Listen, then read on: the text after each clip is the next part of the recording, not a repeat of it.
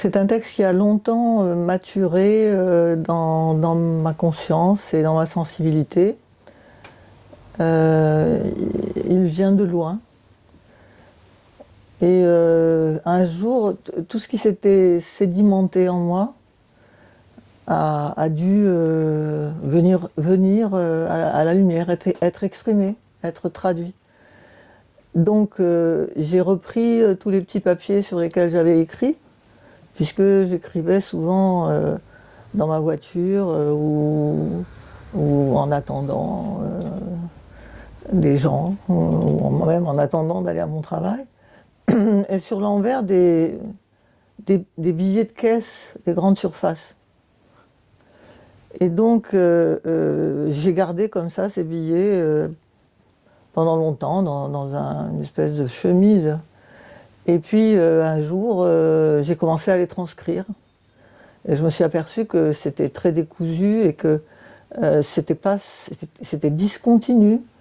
Et que ça n'était pas nécessairement les mêmes femmes qui éprouvaient ce que j'écrivais. Donc petit à petit, j'ai 3 femmes qui se sont construites. 3 femmes qui n'ont pas le même âge, qui ne vivent pas les mêmes expériences, mais qui, malgré tout ça, établissent des correspondances entre elles sans le savoir. Et puis, j'ai dû aller à l'hôpital pendant un bon moment, et j'ai vu les femmes à l'hôpital qui attendaient. Et donc ça aussi, ça m'a beaucoup nourri, et j'ai décidé d'intégrer dans ces 3 voix qui se tressaient, d'intégrer d'autres femmes. Alors des femmes qui m'ont bouleversée par leur destin, par leur devenir, et des femmes aussi dont j'ai imaginé le bout de la route, l'extrémité de leur vécu, de façon à aller jusqu'en terrain inconnu pour moi, mais au bout du sens qu'elles incarnaient pour moi.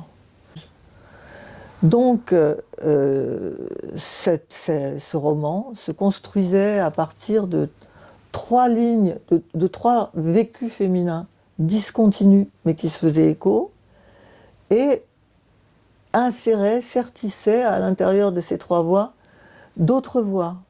Donc les voix de ces femmes qui sont des témoins, qui sont témoins de la condition féminine, au sens, je dirais, au sens presque judiciaire. Et donc ces femmes-là, on pourrait les appeler, au sens, dans le terme grec de martyroi, c'est-à-dire à la fois des martyrs et en même temps des témoins, qui viennent dire les dires de femmes interdits. Donc c'est cette espèce de patchwork compliqué, cette discontinuité qui me semblait absolument inévitable, parce que le dire des femmes n'est pas un dire d'un seul tenant.